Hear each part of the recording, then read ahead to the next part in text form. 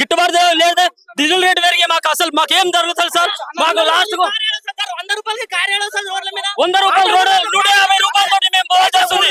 దాంట్లో ఏసీ తోటి మేము పోవాల్సి వస్తుంది. మాకు గిట్టుబాటు అవుతుంది సార్. ఓలా ఊబర్ కంపెనీలో పోతే మీరు ఏం చేసుకుంటారో చేసుకోండి అని చెప్పేసి బౌన్సర్లను పెట్టి నెట్టేస్తారు. ఇప్పటికి నెల 2 నెలల నుంచి మాది ఇదే అవుతుంది పరిస్థితి. ట్రాన్స్పోర్ట్ మినిస్టర్ ని కూడా కలిసినాం మేము, మినిస్టర్ ని కూడా కలిసినాం సార్ మేము. సెంట్రల్ మినిస్టర్ నితిన్ గడ్కరీ గారిని కలిసినాం, స్టేట్ మినిస్టర్ అయినటువంటి మన ప్రభాకర్ సార్ కి కలిసినాం, పిఏ అయినటువంటి పురుషోత్తం రెడ్డి గారికి కలిసినాం.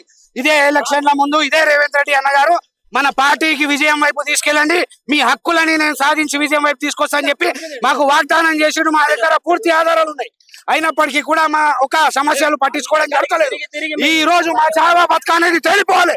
మాకు రేట్ కార్డ్ అనేది గవర్నమెంట్ వాగ్దానం ఇవ్వాలి. అప్పటిదాకా మేము ఎన్కరేజ్ చేసేది లేదనే విషయాన్ని స్పష్టంగా తెలియజేస్తా ఉన్నాం. గత 3 నెలల నుంచి